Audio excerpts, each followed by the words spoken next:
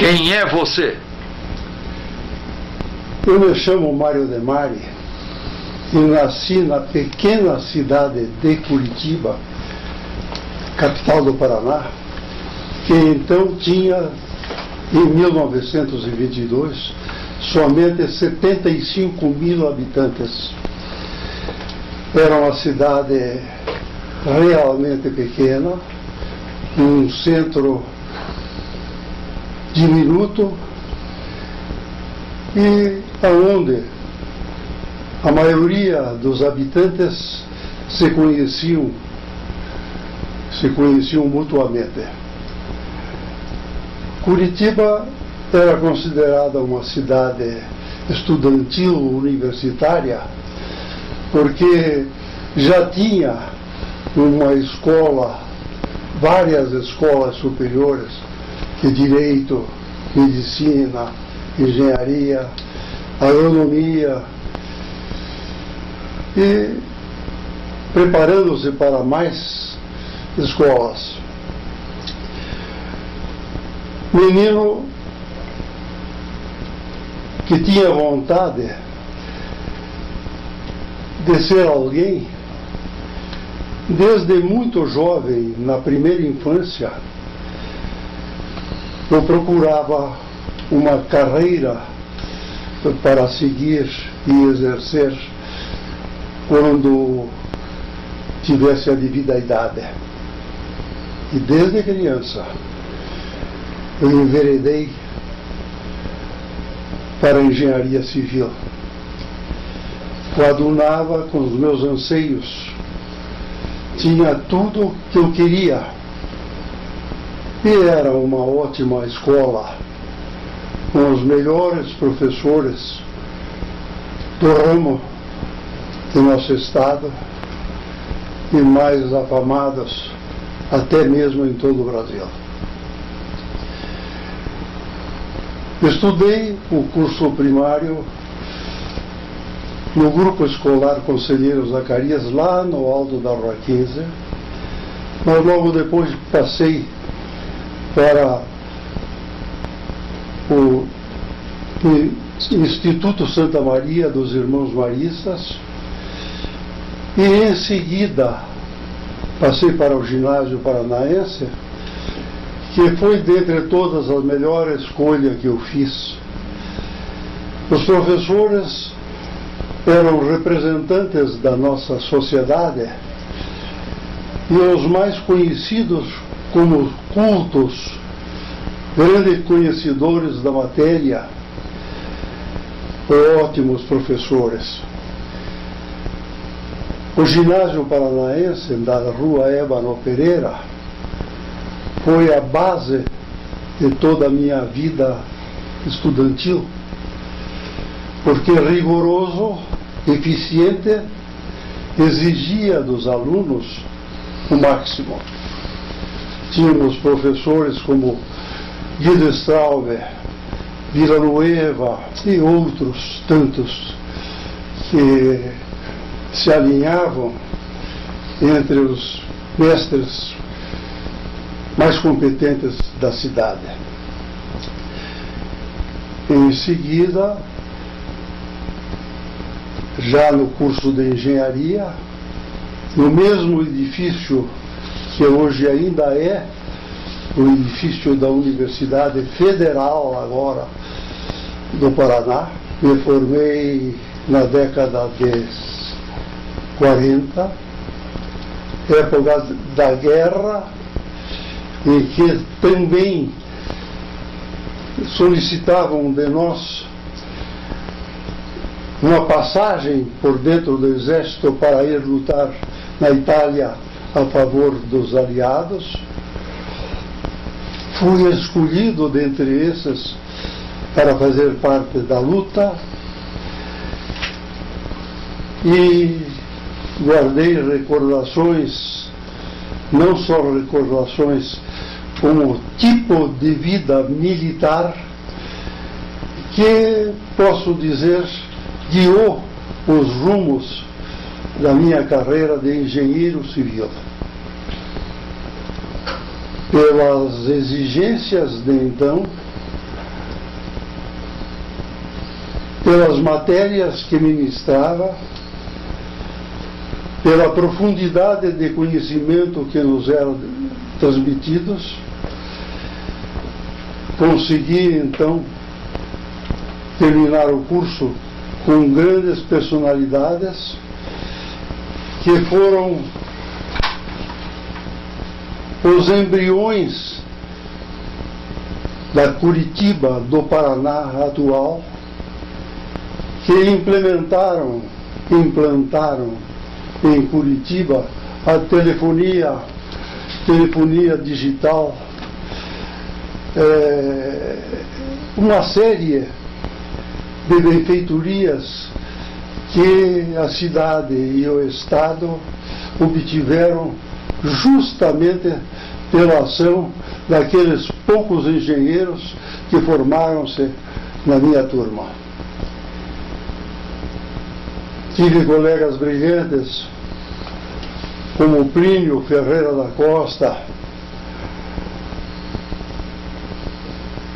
e outros, que Plínio, por exemplo, que ele trabalhou na implantação de uma nova, e por que não dizer da única rede de água e esgotos que a cidade de Curitiba teve, e ainda tem, produto do novo dimensionamento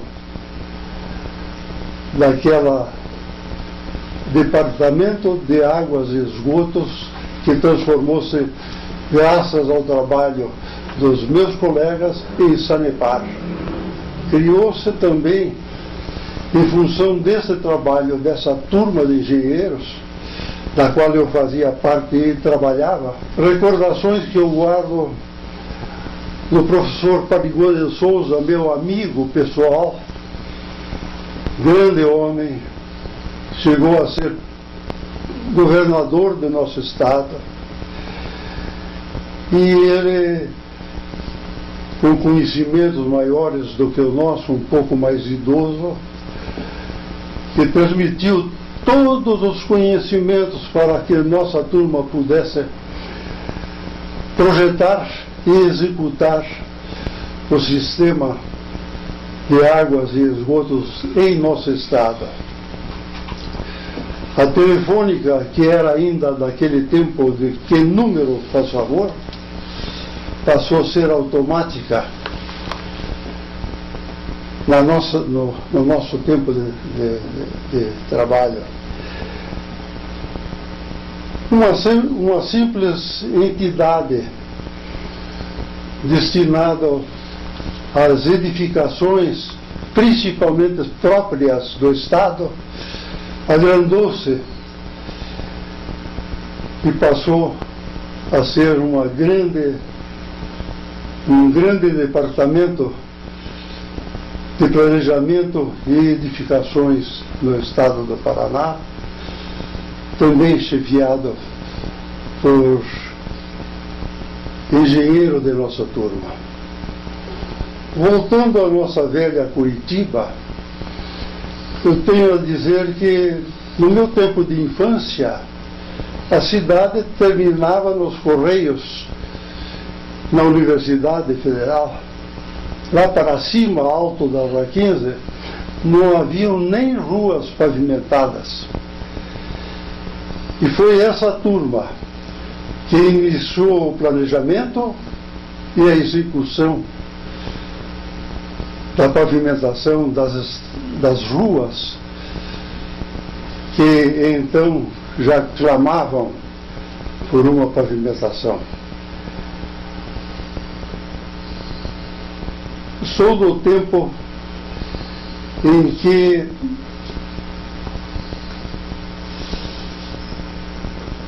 a engenharia era restrita a um pequeno número de engenheiros que o Paraná tinha, e que procurou todos eles, engenheiros, novos engenheiros, entusiastas no desenvolvimento do nosso estado, que então mostrava, evidenciava que seria um grande Estado, porque implantava todos os benefícios da engenharia ao mesmo tempo em inúmeros locais do nosso Estado. Surgiram as primeiras estradas pavimentadas, as primeiras redes de água, de esgoto, as primeiras vias de transporte motorizada do Estado do Paraná, ligando estradas como a de Foz do Iguaçu, por exemplo, que se levava uma semana para se alcançar a cidade de Foz do Iguaçu, quando romperam-se matas, campos, espaços que se transformaram, que abrigaram essas estradas novas, e que sem dúvida é um orgulho, e era de orgulho dos engenheiros dessa turma que pertencia, porque infelizmente todos eles já faleceram. Eu sou o remanescente do curso e estou sozinho há pelo menos 5 anos que não tenho mais nenhum colega de turma. Em relação a edificações particulares na nossa cidade, eu me recordo que havia o edifício Garcês, construído por João Moreira Garcês, e que era o exemplo marcante da nossa força de construção civil. Mas naquela época, década de 40, começaram a surgir os primeiros grandes edifícios, e numa velocidade, numa escala que entusiasmava. Eu, por exemplo, construí ao mesmo tempo 4 ou 5 grandes edifícios, o que na época era um fato muito importante, porque não haviam grandes edifícios na nossa cidade.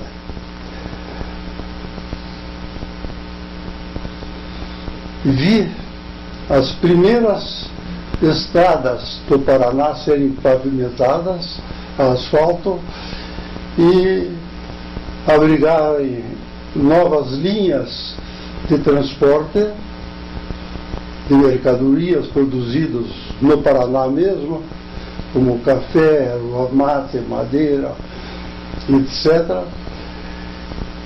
E as vias que abrigaram as primeiras vias de transporte de passageiros, como Londrina, Curitiba, Maringá, Curitiba, todas elas então projetadas e executadas na época desses engenheiros da turma da época de 40.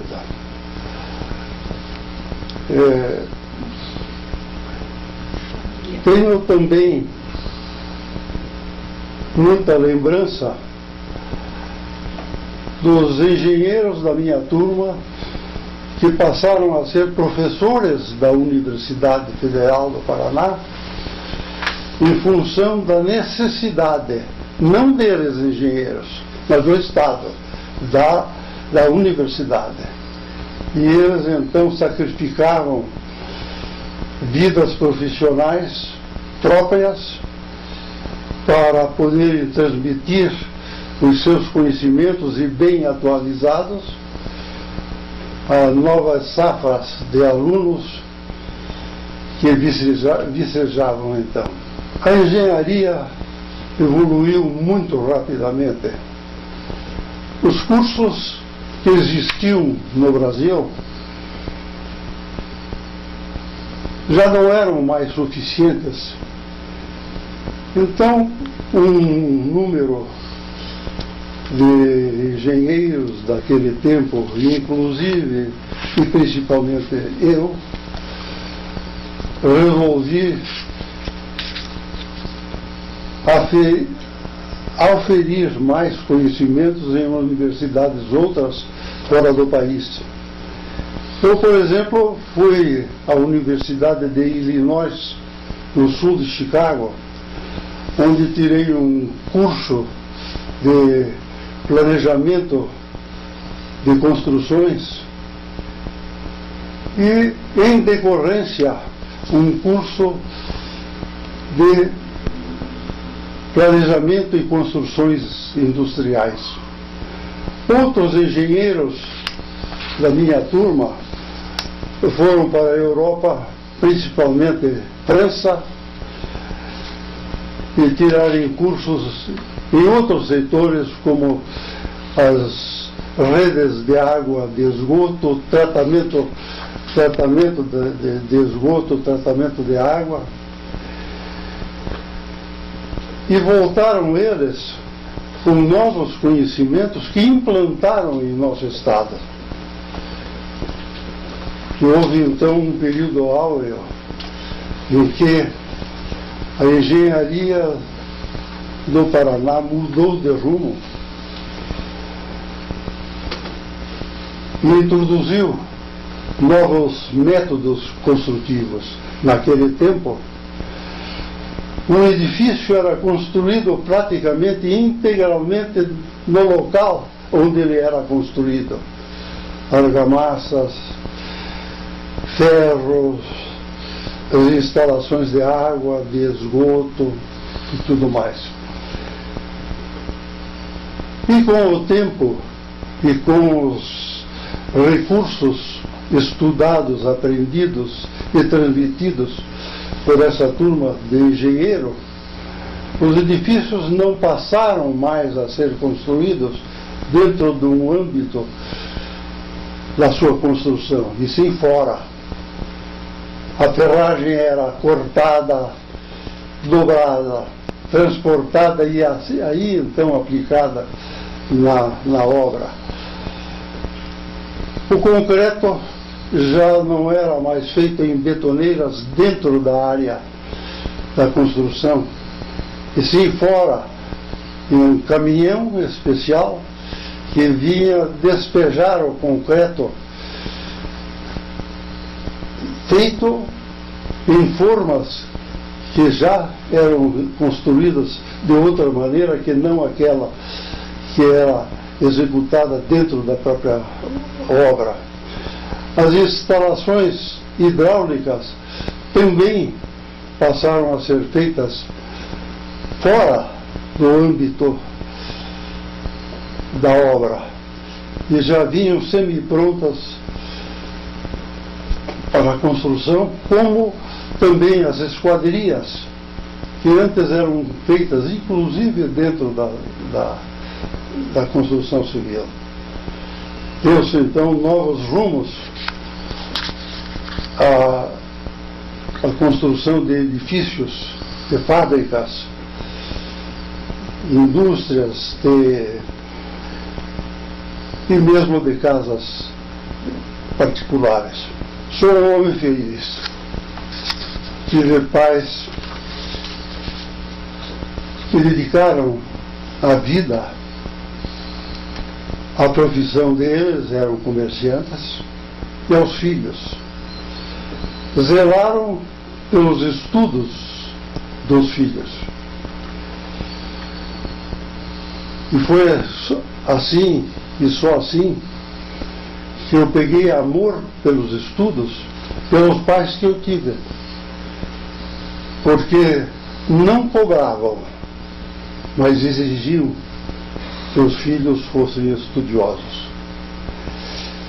Por isso, tive uma certa facilidade em tirar os cursos de minha vida ou na minha vida, estudando não só aqui no Brasil, como fora do Brasil. A minha família, exemplar, eu disse, eram de pessoas corretas, trabalhadoras, ensinaram bons costumes e educação aos filhos e foram nossos principais guias: Henriqueta de Mari, Augusto de Mari. Tive 2 irmãos, um homem, Walter de Mari, e uma mulher, Anita de Mari. Orgulho-me de todos eles. A família não cresceu muito, a família de Mari. Espalhou-se por esse Brasil e Argentina fora. Minha mãe mesmo era argentina. Meu pai, ítalo-brasileiro. Meu irmão nasceu em São Paulo, eu nasci nessa Curitiba. Minha irmã também. Perdi minha mulher há uns 20, 30 anos atrás. Casei de novo com Maria Helena Viale Werner de Mari, com quem vivo ao redor de 20 anos ainda. Quero crer para sempre, porque eu espero, não vislumbro um longo futuro para quem tem 94 anos, longa vida, mas estes meus parentes, de Maria Helena Viale Werner de Mari, estarão aqui para que lembre-se também de mim nos momentos que forem necessários. Tive um primo irmão arquiteto, uma profissão que também tenho, o Baldo Carpigiani, e que foi um bom exemplo de profissional, de arquiteto. Construí uma boa parte da minha cidade e de outras cidades desse nosso Brasil, normalmente Joinville, Florianópolis, São Paulo, Porto Alegre e até mesmo no Nordeste eu construí. Me especializei nos Estados Unidos em construções industriais e projetei e construí muitas indústrias aqui no nosso Brasil. Inclusive, para a Brahma, ao expoente da época, que era Leão Júnior, construí praticamente toda a fábrica deles, e outras fábricas de vulto, como Siemens e outras firmas, que meu orgulho de ter projetado e construído. Hoje, função da idade e da saúde, não exerço mais a profissão. Não tenho mais condições nem de saúde e tampouco de memória. Por isso, eu tenho certeza de que a vida já é curta. Eu já tenho uma vida longa, mas que está no fim a minha vida. Espero que lembrem-se de mim num futuro como um homem que pelo menos procurou ser honesto, eficiente e capaz na sua profissão de engenheiro civil e arquiteto. Filhos, Os dois filhos que tive, um também é engenheiro, Mário Demare Júnior. Ele é engenheiro, também construtor, parado agora em função do Estado do Brasil. E uma filha que formou-se na Universidade Federal do Paraná em biblioteconomia. Minha filha já faleceu há uns 8 a 10 anos atrás. São esses meus filhos. Minha família é pequena, não é grande. Netos? Netos, tenho 6 netos, 2 homens e 4 mulheres. A maioria deles estudou também na Universidade Federal do Paraná, que são meu orgulho. E tenho 2 bisnetos. Você fez publicação de alguns trabalhos. Publiquei um livro sobre planejamento de construções civis. Queria conhecer a construção civil no âmbito global. Por isso que em minha vida eu fiz muitas viagens e conheci praticamente o que tem de mais importante no mundo. Conheci a Europa praticamente toda, a África praticamente toda também, a Ásia, a Oceania e os países sul, central e norte-americanos. Nos Estados Unidos eu tirei cursos em 2 universidades, uma de Illinois, Pittsburgh. E a vida militar? Eu vivi aqui no Brasil todo o período da guerra. Tirei o curso de CPOR em 3 anos. Naquele tempo eram 3 anos de curso para oficialato da reserva e fui imediatamente convocado pela 5ª Legião Militar para ir lutar na Europa com os outros brasileiros que lá já estavam. Cheguei a ser comandante de pelotão e comandante de esquadrão. Ao me preparar para ir à luta com mais outro grupo de brasileiros, a guerra terminou e fui receber os companheiros no Rio de Janeiro e trazê-los para cá, com eles para cá. Foi um período importante da minha vida, porque, como eu disse, sempre procurei fazer tudo o que fiz na vida, fazer bem feito e com um grau de responsabilidade grande.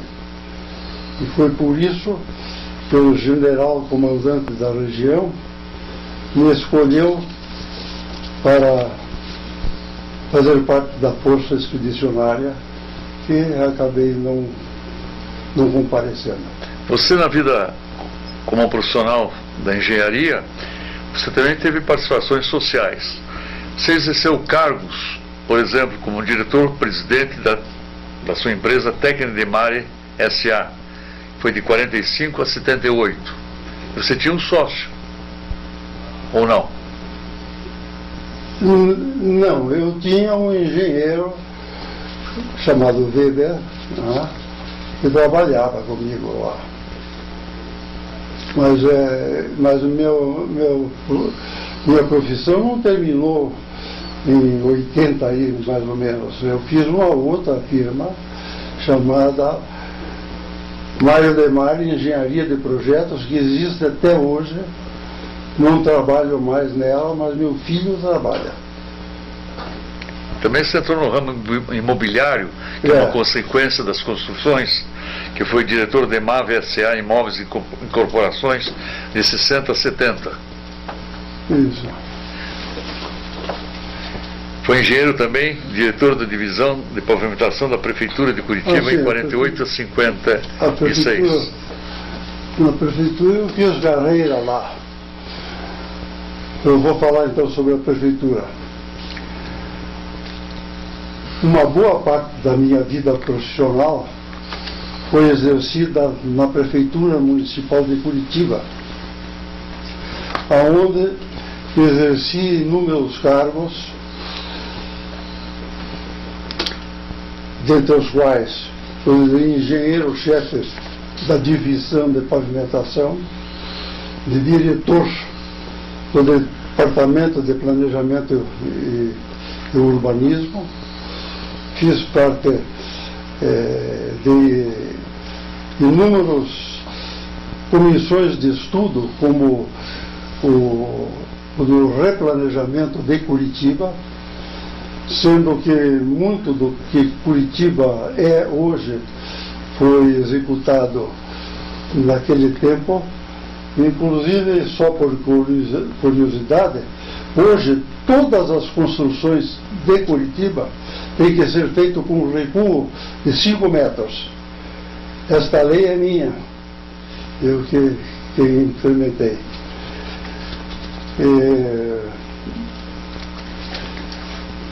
Dentro desse exercício da profissão, eu recebi em Curitiba um grande amigo, Prestes Maia. Nós pagávamos o avião dele e o grande hotel. Ele passava aqui semanas conosco, uma semana inteira. Eu vinha, passava outra semana, e sempre transmitindo conhecimentos, porque ele era um professor, né? Um professor com uma inteligência e uma experiência em planejamento de cidades ímpar. Ele mudou a cidade de São Paulo com os projetos dele. Inclusive tem ruas com o nome dele e estradas. BADEP. BADEP. Amigo íntimo de Ney Braga, quando ele quis fundar uma entidade para financiar as nossas próprias indústrias, criou um tipo de comissão e que foi a antecessora do BADEP,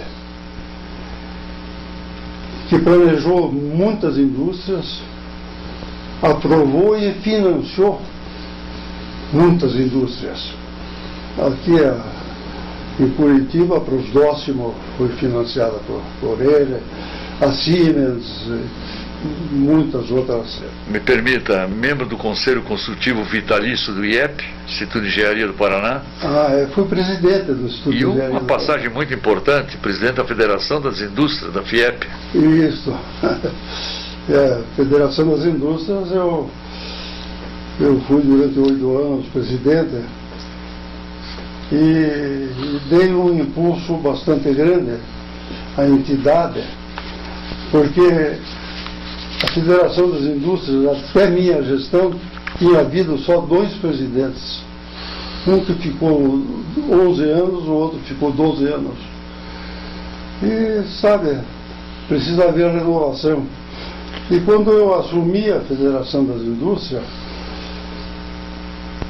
eu verifiquei que ela precisava ser recriada. E nós fizemos um estudo e implantamos uma nova Federação das Indústrias, com departamentos, com seções, com responsabilidades diferentes. Então pudemos, em 8 anos, fazer bastante coisa, inclusive deixar ela revigorada, né?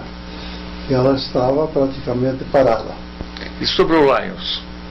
O Lions, eu cheguei a ser o que o meu colega aí vai ser. Cheguei a ser. Eu estou há 60 e poucos anos dentro do Lions. Fui um dos pioneiros do leonismo no Paraná. Poucos meses depois de fundado, eu entrei e exerci praticamente todos os cargos dentro dele. Inclusive de presidente por 4 vezes. E governador também, como um todo.